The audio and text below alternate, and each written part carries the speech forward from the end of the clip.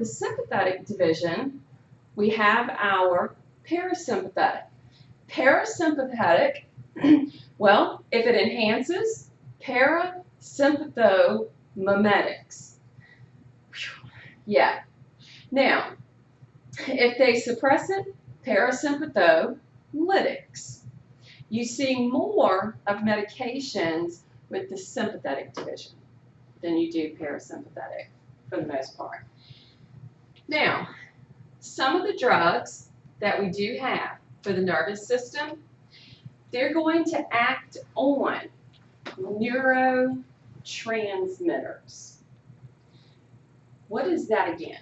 Well, what is a neurotransmitter? Well, they're made in the nerve cell body. What's the product that a nerve cell can make? The protein.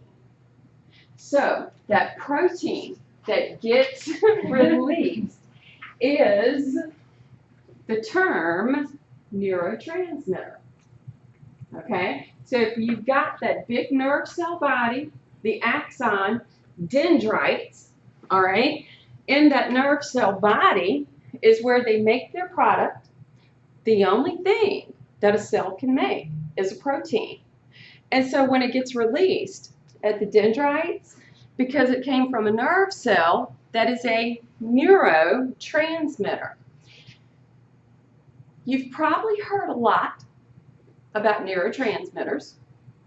Serotonin, dopamine, some other ones. Okay, because there's a lot of them. I'd be afraid to say. It's just that some are studied a little more, and some we know a lot more information about.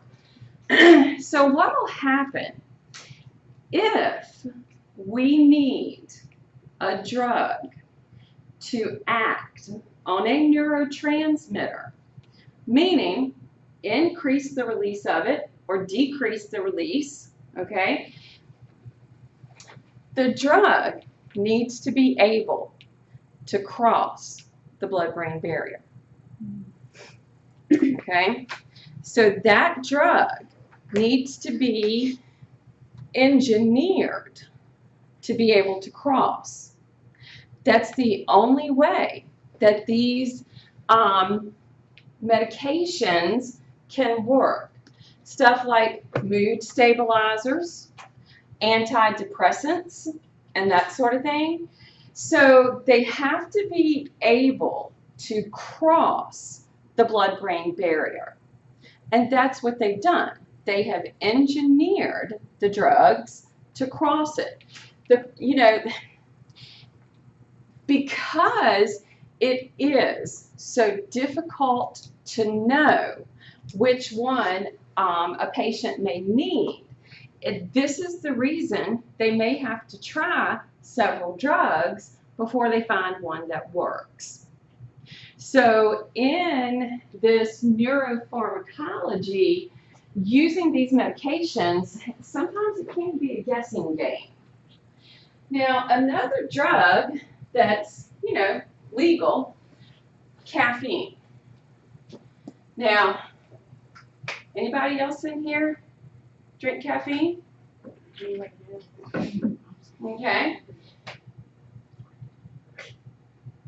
I understand why they refer to it as a drug, and the way that it works is pretty interesting in how it works. We have this right here, adenosine, okay, this product. Well, caffeine competes with its receptors for adenosine. So in the areas of the brain that would accept adenosine and make us sleepy, caffeine attaches to them instead. And because caffeine will do that based on the shape is very similar, so that receptor in the brain actually accepts the caffeine and not the adenosine. It keeps us awake. So it's really interesting how that can work. In some areas of the brain, and in some cases, the caffeine can actually make a person sleep because of the different, well, it would be almost like a mood stabilizer for some people. So it's very much acting like a medication, okay?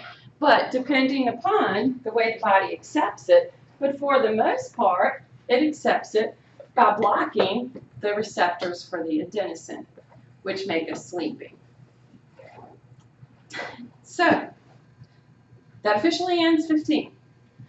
Now, we're going